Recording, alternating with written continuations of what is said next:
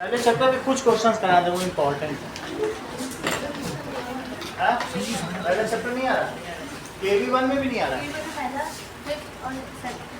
तो KV1 का कल साइंस का कुछ इसके क्वेश्चंस करा देते हैं, फिर हम आगे बढ़ेंगे। चलो now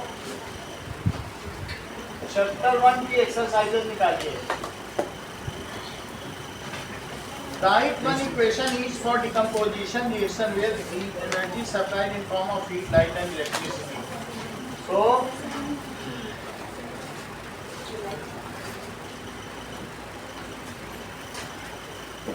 decomposition reactions are of three types.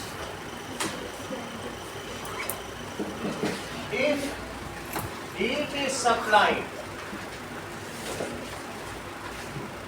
in form of energy supplied in form of heat,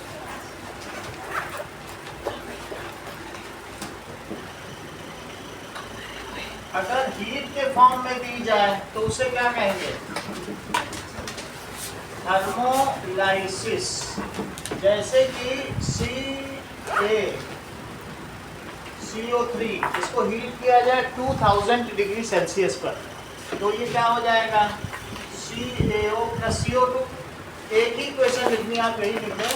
वैसे आप PbNO3 होल ट्वाइस का भी इसमें एग्जाम्पल लिया जा सकता है, तो PbO बनेगा और प्लस NO2 बनेगा और प्लस, अगर आप इसे बैलेंस करना चाहेंगे तो यहाँ 2 होने की वजह से 2 है,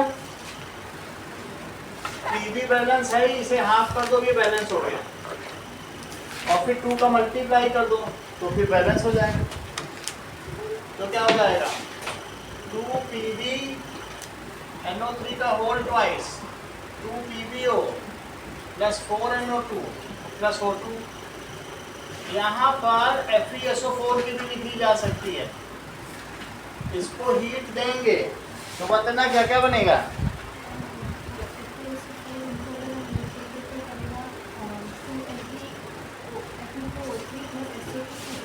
Fe2O3 प्लस SO2 और प्लस SO2 होने की वजह से यहाँ 2 लगा दीजिए, बाकी बैलेंस है। तो पहला हमने देख लिया द प्रोसेस। थोड़ा श्रेय उधर हो जाओ, इसको इधर झुकना पड़ता है अभी तो, अभी ठीक है, ये समझ आ गया। अब देखो, ये हो गई थर्मोलाइसिस, इसे क्या कहेंगे? थर्मोलाइसिस। दूसरी चीज है इफ एनर्जी सप्लाई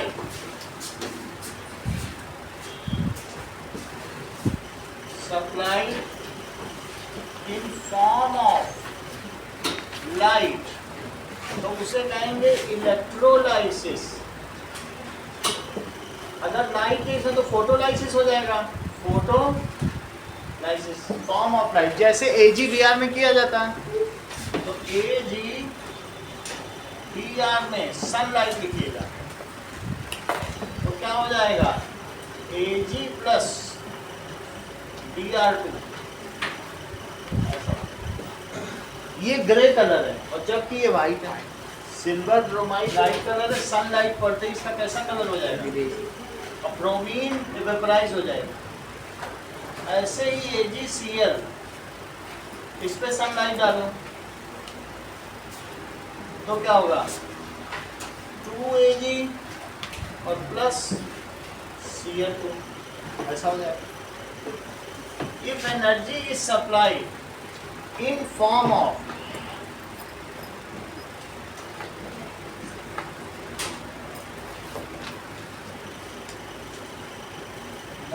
इलेक्ट्रिसिटी, तो उसको कहेंगे इलेक्ट्रोलाइसिस। श्रेया बताओ एक एग्जांपल।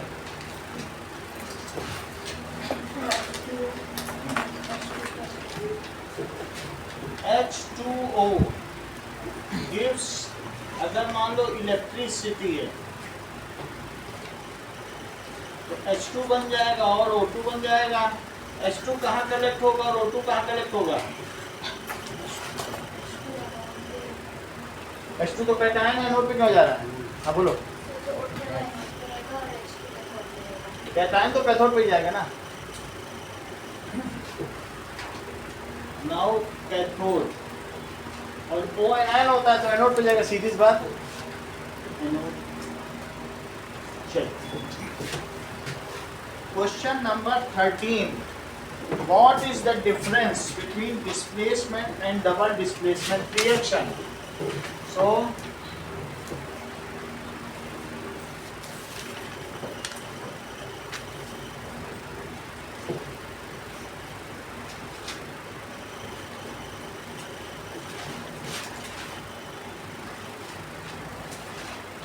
वैसे इसे सिंगल डिस्प्लेसमेंट रिएक्शन भी कहते हैं। सो इन दिस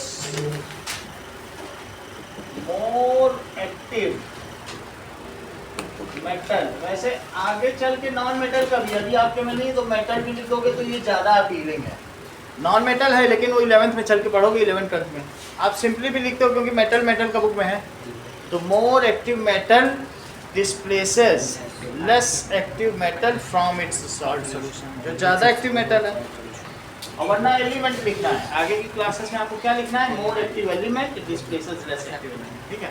अभी आप मेटल लिखो, डिस्प्लेसेस लेस एक्टिव मेटल। हाँ बोलिए, रिएक्टिव लिख लो, रिएक्टिव के बाद फ्रॉम इट्स सॉल्ट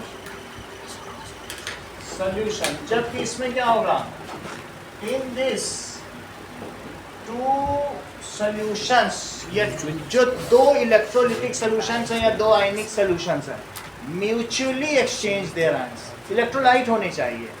नहीं तो अगर तुम शुगर सॉल्यूशन ले लोगे तो क्या किसी से करेगा, वो तो कैटायन एनायन में टूटता ही नहीं है। शुगर सॉल्यूशन तो नहीं करेगा, एक NaCl लो, एक BaSO4 लो, तब तो हो जाएगा। तो टू आयनिक सॉल्यूशन समझ में आ गया ना, या टू इलेक्ट्रोलाइट्स जो कैटायन एनायन में टूटते हो, ठीक है। तो इसलिए in this two salt solution, two salt solutions, salt इसीलिए लिख दिया, इसमें कैटायन एनायन होते हैं, mutually exchange their ions, mutually exchange. जैसे कि अगर मैं कहूं कि Fe है और साथ में CuSO4 है तो FeSO4 बन जाएगा, और क्या बन जाएगा, Cu। जबकि इसमें BaCl2 प्लस Na2SO4 है, तो सचिन क्या बनेगा, सचिन नहीं है, बोलो आप बोलो, आशीष क्या बनेगा, बोलो, प्लस, ठीक है, तो BaSO4 प्लस NaCl, NaCl ये चीज प्रेसिपिटेट है, दैट इज वाइट प्रेसिपिटेट, ये नीचे बैठ जाएगी, या सॉलिड है, सही है। अब देखो ये किस पर बेस्ड है, it is based on reactivity series, और ये किस पर बेस्ड है, ठीक है।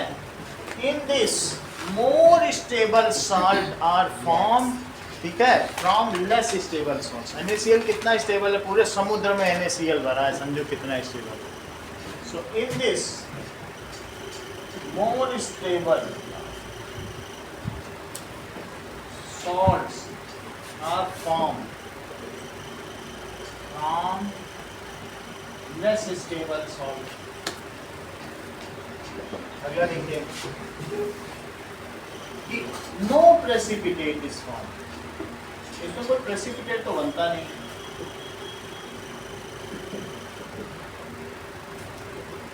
ठीक है। One of the salt formed is insoluble in water and forms precipitate। जो दो बने हैं नए, उनमें से एक सॉल्युबल नहीं होगा, एक तो बहुत स्टेबल है, सॉल्युबल है, दूसरे जगह तुम हटो, हमें ज़्यादा स्टेबल होगा। So one of the salt form during reaction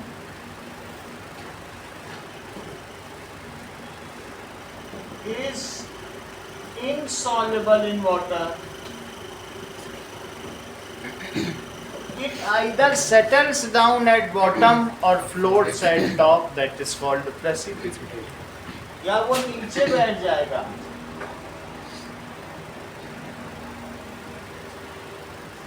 at bottom, और या फिर क्या होगा, floats at top, it is called precipitation. तो क्या लिखोगे, in this reaction precipitate is form. यहाँ पर क्या है, नो प्रेसिपिटेट इज फॉर्म, और यहाँ क्या है, इन दिस, जो कि यहाँ पर कहा ही जा चुका है, रिएक्शन इज फॉर्म. लक्षिता ये बताओ, दोनों रिएक्शन में फास्ट रिएक्शन कौन सी है और स्लो कौन सी है?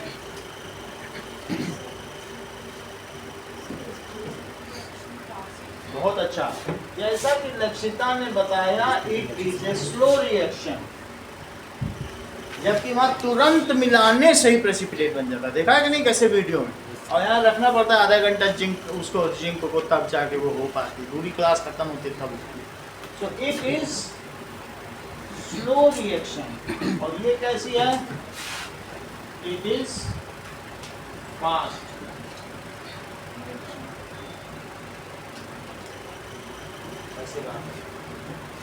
ये लिक्विड मीडियम में, इसमें एक जो रिएक्टेंट है वो सॉलिड होता है, लिक्विड होता है. ऐसे बहुत सारी चीजें, इतना लिखने की जरूरत नहीं. अगला देखो, 4 में काम बन जाएगा.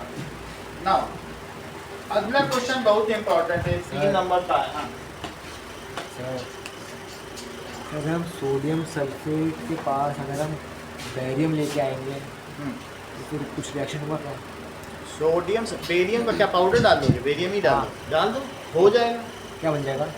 बेरियम का बन जाएगा, बेरियम सल्फेट. हाँ, बेरियम क्या चीज़ है, देखो अब आप देखो लिख बात उस हिसाब से चलोगे तो जो बेरियम है ना सर ना, ये ज़्यादा एक्टिव, ये डिस्प्लेस करते हैं. प्रेसिपिटेट नहीं बनेगा क्या? हाँ, प्रेसिपिटेट नहीं बनेगा. अब ये देखो तुम्हारा BaSO4 बन जाएगा, और सोडियम बेरियम की रॉड पे ही चढ़ जाएगा. पाउडर डाला है, पाउडर, बेरियम का पाउडर. अब उसको थोड़ा हम पढ़ के बताएं तो पता चले, लेकिन ये रिएक्शन होगी इसी हिसाब से होगा. अगला देखो. हाँ बोलो.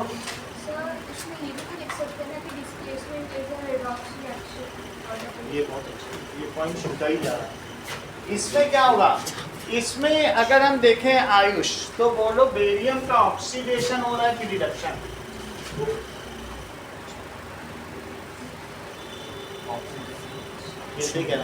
हाँ बोलो कुछ, वही वो भी बोल रहा है.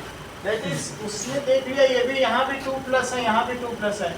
जब किसी ने इलेक्ट्रॉन दिया ही नहीं और किसी ने लिया ही नहीं तो क्या होगा, और यही स्नेहा भी बोल रही है, यानी तीनों दे आर इक्विवोकेटिंग. एक ही बात आप तीनों ने बोली. स्नेहा ने तो याद ही दिला दिया कि सर इसमें ना ऑक्सीडेशन होता है ना रिडक्शन होता है. देखो वही आयंस हैं, न किसी ने इलेक्ट्रॉन दिया न लिया. और जबकि यहाँ क्या हुआ, ये 2+ था, इसको मजबूरन लेके 0 पे आना पड़ा. 2 लेगा इलेक्ट्रॉन तभी तो न्यूट्रलाइज होगा. ये 0 पे था, अभी तो यहाँ मेटल है और ये 2+ पे आ गया. इसने 2 इलेक्ट्रॉन छोड़ दिए तो इसका ऑक्सीडेशन हो गया. इसका क्या हो गया, जो कंबाइंड स्टेट का मतलब ऑक्साइड स्टेट है, चाहे ऑक्सीजन से करे चाहे किसी से. और अगर अलग हट जाए तो उसको कहते हैं रिड्यूस हो गया, अलग ही हो गया, ग्रुप से हट गया, इसको रिडक्शन कहते हैं. तो यहाँ पर इसका रिडक्शन हो गया. हम ऑक्सीडेशन अभी वो बता रहे हैं अलग से भी. तो this is a redox reaction और this is not a redox. ये देखो अच्छी चीज बता रही, दिस इज रिडॉक्स रिएक्शन. देखो अदिति, ये यहाँ से ये जो चीज है कंबाइन हो गया तो इसे ऑक्सीडेशन कहते हैं. वास्तव में सारे प्योर मेटल ऑक्साइड होते रहते हैं, किसी से भी मिल जाए वही चीज ऑक्सीडेशन है या कोरोजन. और ये कॉपर का क्या हुआ, अलग हट जाए तो कहते अरे भाई रिड्यूस हो गया, ग्रुप से हट गया. सही, अलग से. And this is not a redox.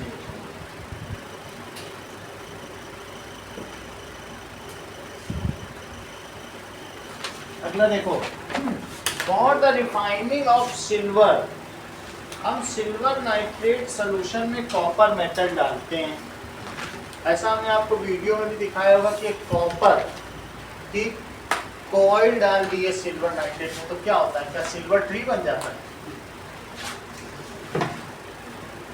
Check करो, सिल्वर नाइट्रेट का सोल्यूशन है। क्वेश्चन नंबर 14, एक टेस्ट ट्यूब में सिल्वर नाइट्रेट लो और उसमें कॉपर की कॉइल डाल दो, तो धीरे धीरे ये जो सिल्वर नाइट्रेट है AgNO3 और ये कॉपर की कॉइल है, तो क्या होगा, अगर मैं AgNO3 दोनों की एक ही एक चार्ज है, देख लो Ag प्लस माइनस, तो AgNO3 लिखना। इस प्रोसेस में कॉपर इज मोर रिएक्टिव, तो वो अपना सोल्यूशन बना लेगा, कॉपर नाइट्रेट। रिएक्शन प्रॉपर लिखना, देखो ये 2 प्लस का और ये 1 माइनस। चार्जेस लिखने की जरूरत नहीं, आपको बता रहा हूँ, और साथ में Ag डिस्प्लेस हो जाएगा, ये सब लिखने की जरूरत नहीं, बट ये ऐसे ही लिखना, सही है। अच्छा, ये सोल्यूशन का कलर क्या हो जाएगा, ब्लू कलर, और पहले कैसा था, तो क्या सिल्वर रिफाइन हो गया, सिल्वर अलग हो जाएगा उससे, इससे पूरे सोल्यूशन से सेटल डाउन होकर, चाहे इस पर लटकता रहे चाहे नीचे बैठ जाए, या फिर धीरे से निकालोगे सिल्वर झाड़ के अलग कर दो, और साथ में सोल्यूशन पूरा ब्लू हो जाएगा, सही है। और पूरी कॉपर गल जाएगी, पूरी कॉपर यूटिलाइज हो जाएगी सोल्यूशन में, और सिल्वर कहीं नीचे बैठ जाएगा। तो होता क्या है कि तुम सिल्वर नाइट्रेट के सोल्यूशन से सिल्वर अलग कर सकते हो, इसको सिल्वर की रिफाइनिंग कहते हैं। जब हम किसी मेटल को अलग करते हैं, उसके सोल्यूशन से प्योरीफाई करते हैं, तो उसको क्या कहते हैं, रिफाइनिंग। अब इसको जस्टिफाई करने को कहा गया, इतना तो दिया जा रहा है, तो उसने कहा कि ऐसा क्यों करते हैं, तो ये 2 होने की वजह से यहाँ 2 लगा दो, फिर यहाँ भी 2 लगा दो। तो as copper is more reactive,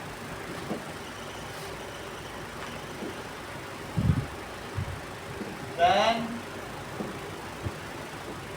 silver, copper is more reactive than silver, so it displaces silver from silver nitrate solution.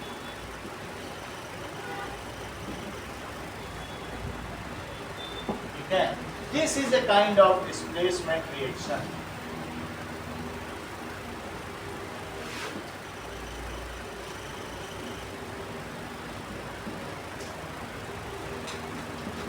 Used for refining of silver.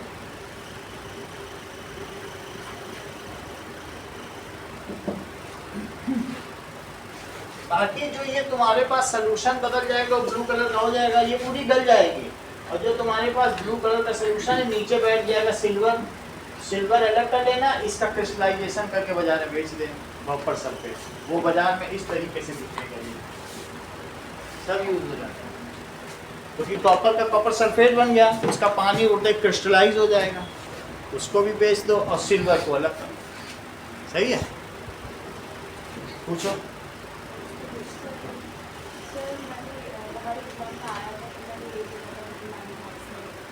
क्या लिखा है मैम,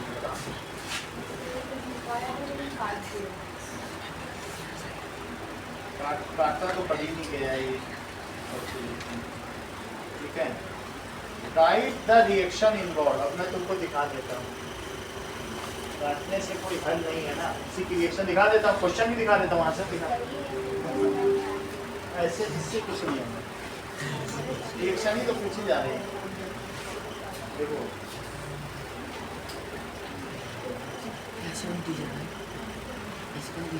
ना, उसका वो भी दिखा रहे हैं।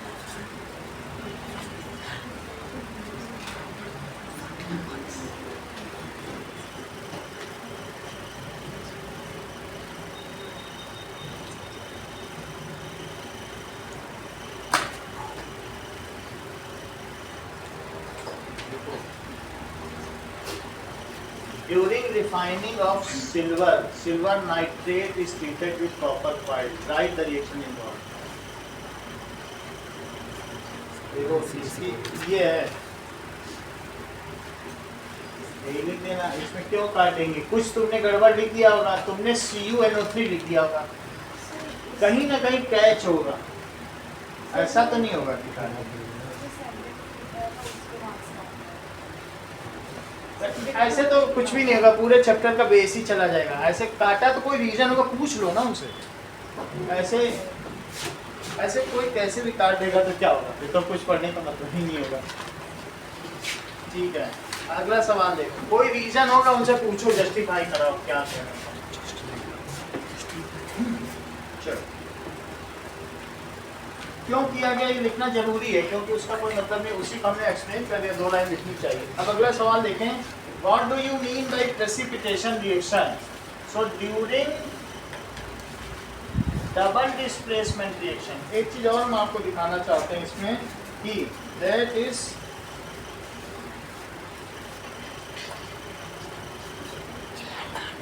Displacement of silver bye copper.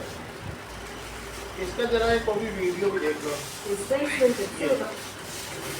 ये डाल दिया और सिल्वर नाइट्रेट, देखो धीरे धीरे सिल्वर जमा हो गया और सोल्यूशन ब्लू हो गया कि नहीं? यही है, यही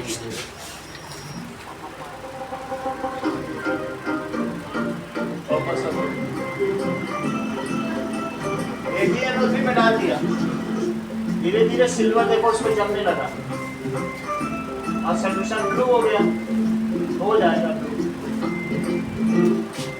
यही रिएक्शन है जो हम लोग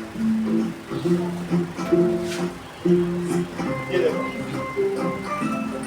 ये हम करके दिखाते हैं, लेकिन ये क्या है ना, सिल्वर नाइट्रेट बहुत महंगा है, जरा सा है तो वो 108 रुपए का दिया, फिर हमने कहा किसलिए पैसा चला रखा हुआ है, कहाँ पर है?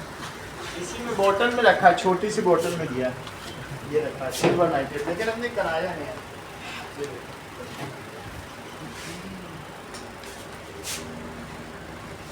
तो वो 2 ग्राम ही दिया उसने, इतना महंगा।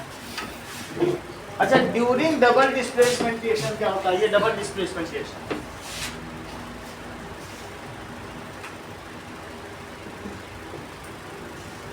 वन ऑफ द जो भी सॉल्ट है या प्रोडक्ट फॉर्म इज इनसॉल्युबल, वो इनसॉल्युबल है।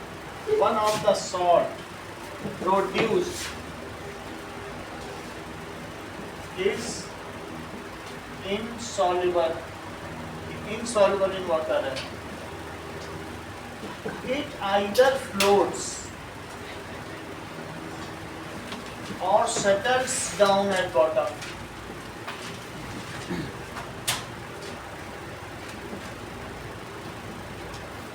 It is called precipitation reaction. ये जो सेटल डाउन हो गया इसे क्या कहेंगे? It is called precipitate and the reaction is called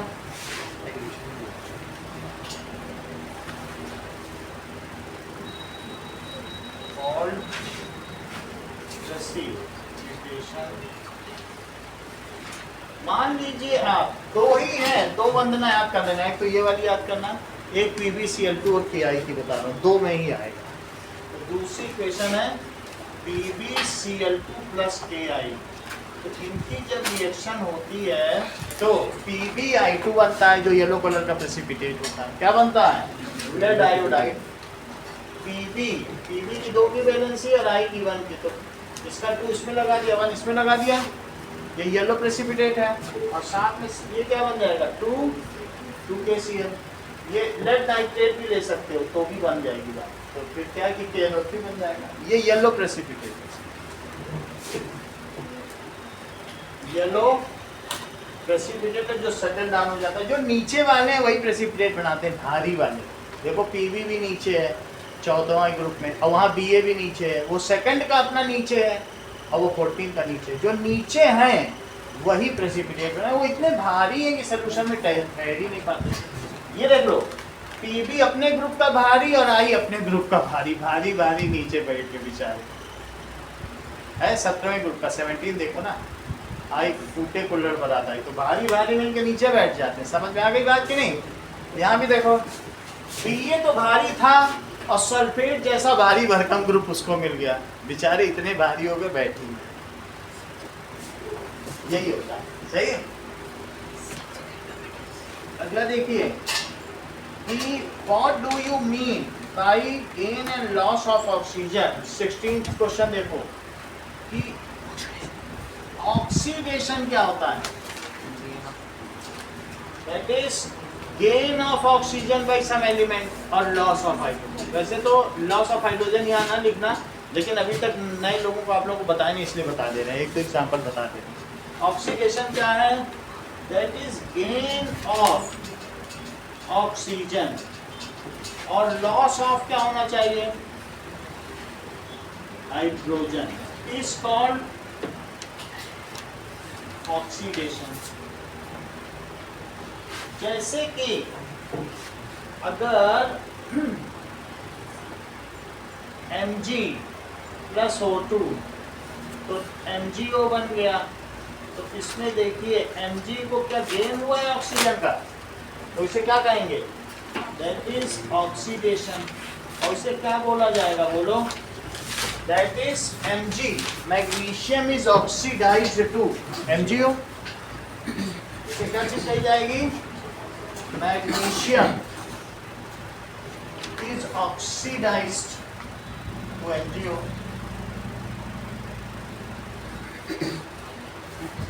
ना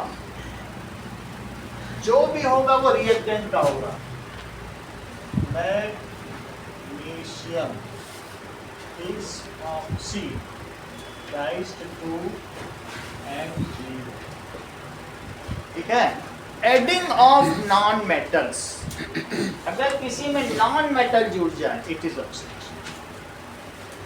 एडिंग ऑफ नॉन मेटल और losing of electron it is oxidation. क्या चीजें बोलो? एडिंग किसका? नॉन मेटल और loss of electron is called, इसे भी क्या कहेंगे? ऑक्सीडेशन। जब मैं नॉन मेटल की बात कर रहा हूं तो एक्सेप्ट H2 मानो, क्योंकि हाइड्रोजन जो है वो H+ की तरह बिहेव करता है। सही है? सारे नॉन मेटल। मेरा कहने का मतलब है H और देखो Na और प्लस उसमें क्लोरीन गैस डाल दी, सोडियम मेटल लिया, बहुत सॉफ्ट होता है, कहीं चाकू से कट जाता है, और क्लोरीन गैस पास कर दी तो 2NaCl नमक बन गया। तो बोलो Na का स्नेहा तिवारी क्या हुआ होगा?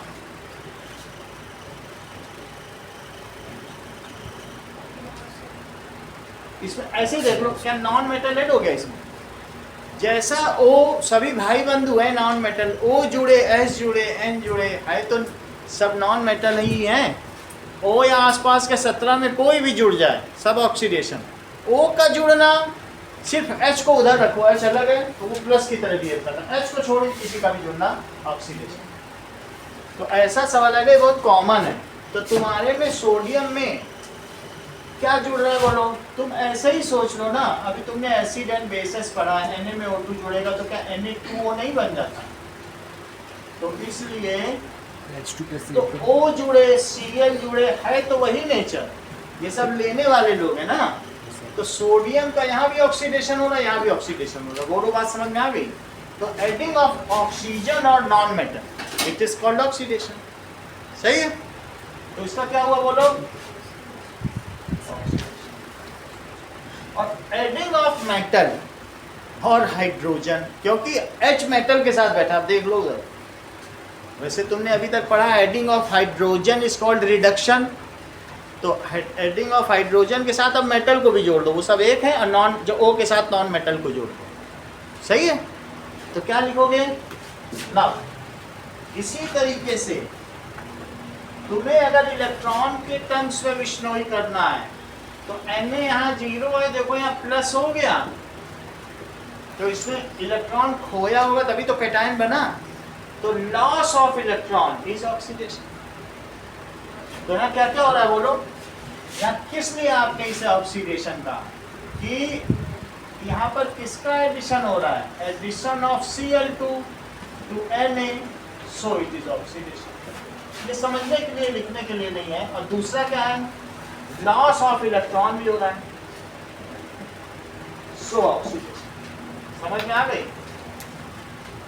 ऑक्सीडेशन में फिर से एक बार डेफिनेशन को अमेंड कर लो। ऑक्सीडेशन क्या है? एडिशन ऑफ O2 या ऑक्सीजन या अदर नॉन मेटल। बोलो सही है? O हो या और कोई, बस H ना हो, other than H, any non metal other than H, H उनके साथ वो कैटाइन की तरह रिएक्ट करता है, अदर देन H। और यह रिमूवल किसका हो बोलो? रिमूवल ऑफ हाइड्रोजन, जब हाइड्रोजन की बात कर रहे हो, और मेटल, मेटल भी आ जाएगा, इसको।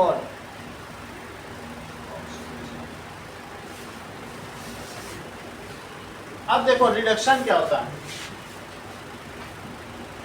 रिडक्शन जानने से पहले मान लो जैसे हमने इसकी इलेक्ट्रोलिसिस करा दी, तो H2 और O2 इसकी करा लो, H2O2, तो इसका इसमें श्रेया क्या हो रहा है? ऑक्सीडेशन। इन्होंने कहा H2O में से हाइड्रोजन हट गया, तो क्या हाइड्रोजन का हटना भी ऑक्सीडेशन? हाइड्रोजन का हट जाना भी ऑक्सीडेशन। तो ये hydrogen is removed, so it is oxidation.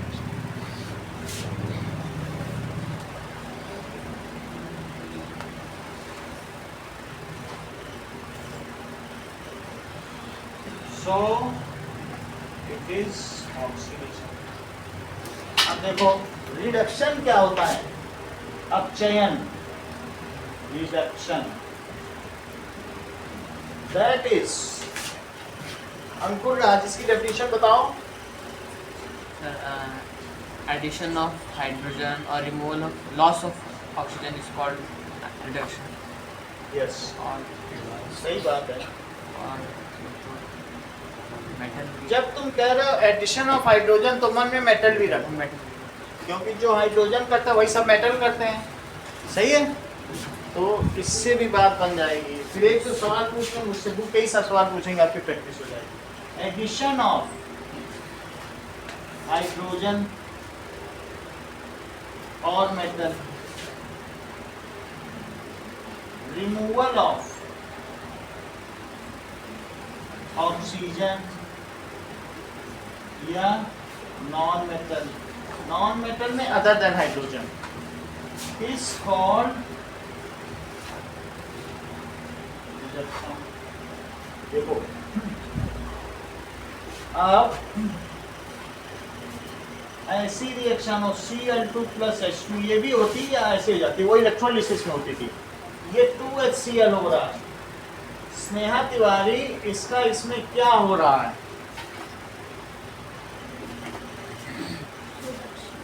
आप तिवारी लिखते हो कि कुमारी? एक दो जगह कुमारी भी देख रहे हैं। कुमारी लिखती है, तिवारी नहीं है ना? अच्छी बात है। अब बताओ क्या हो रहा है? रिडक्शन हो रहा है, सही बात है, क्योंकि H2 ऐड हो रहा है ना, ऐड हो रहा है Cl2 में, तो H2 is added to Cl2, इसलिए Cl2 का किस में रिडक्शन हो रहा है? Cl2 का रिडक्शन हो रहा है, तो किस में वो रिड्यूस हो रहा है? बोलो सही, तो रिडक्शन। कुछ प्रश्न पूछे जाएंगे।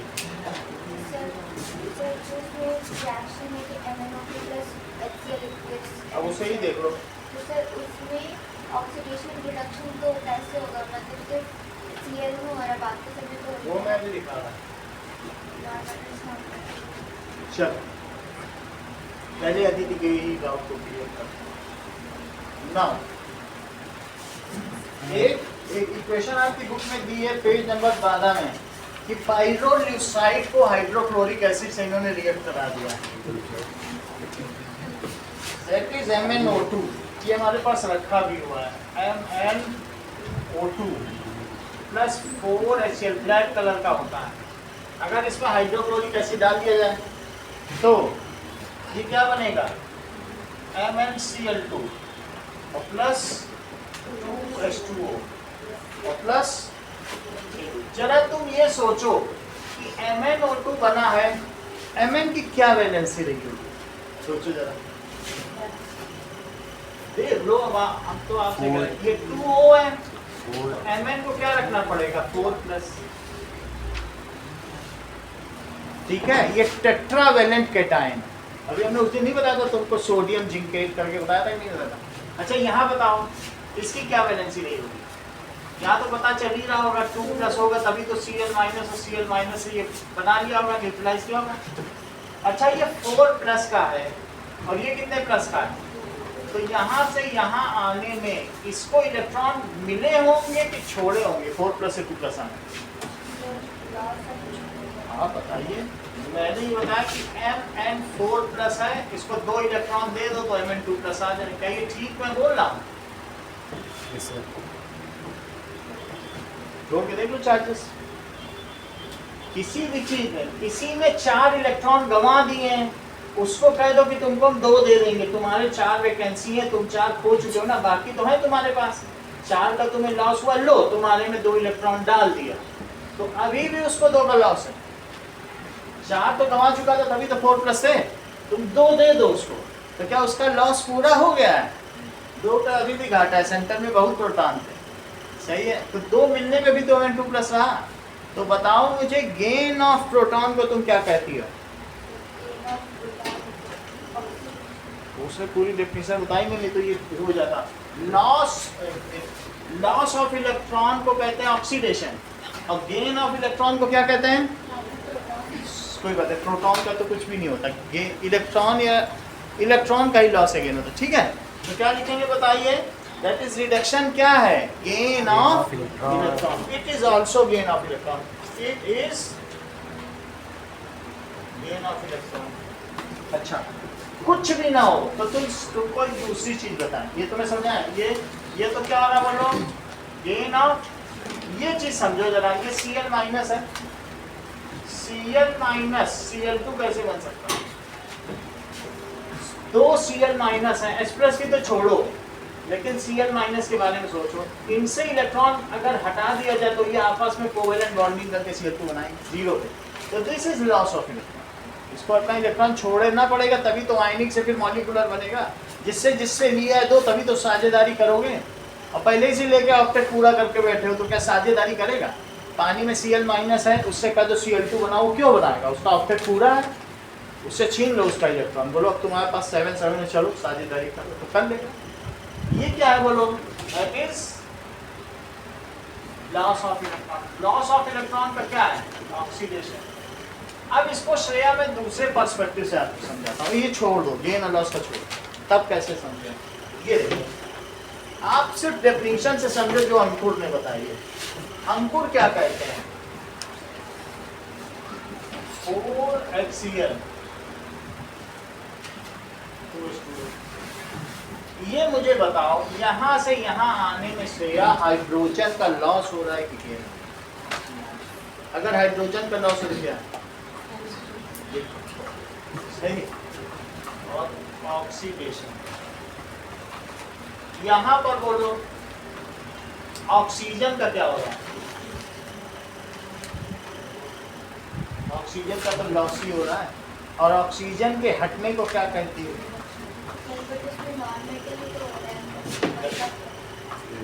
तो वो फिर मैंने चार्जेस के ऊपर बताया ना, ऑक्सीडेशन। अगर मैं इसके लिए बहुत सारी मेथड है, half reaction method, ion electron, लेकिन उतना आगे जाने पर भी अलग से तुम्हें बताया जा सकता है, सबके साथ नहीं बताया जा सकता, वो फिर बड़े प्रोसेस है। दोनों में से तुम्हें गेन का समझ लो या इस तरह से समझ लो। अगर तुम्हें अलग से समझना है तो मैं तुमको प्रॉपर सारे मेथड जो क्लास चलते हैं पूरे बता दूँ, लेकिन वो आगे की क्लास में उतना जरूरी नहीं है। एक रिएक्शन तुम इन्हीं दोनों में समझ लो, कन्विंस्ड हो, इसी में हो जाओ। अगला देखो, एक दो चीज में जरा वंदना से पूछ लूं फिर आगे बढ़ो। ZnO+C gives us Zn+CO। हाँ बताओ वंदना, इसमें किसका किसमें ऑक्सीडेशन हो रहा है, किसका किसमें रिडक्शन हो रहा है? पूरा सेंटेंस बोलो, किसका किसमें ऑक्सीडेशन हो रहा है?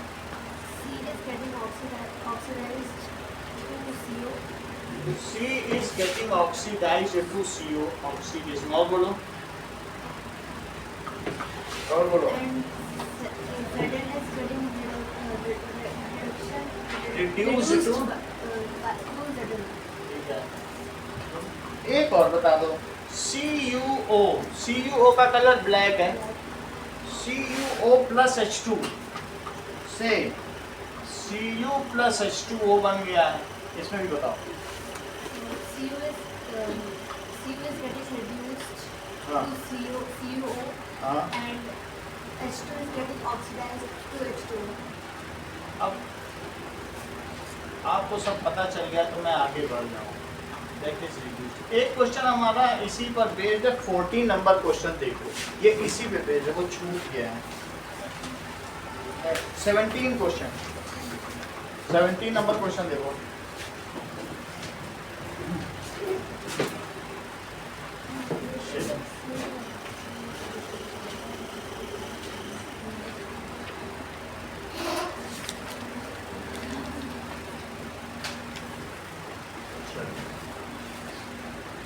A shiny brown colored element X on heating in air becomes black.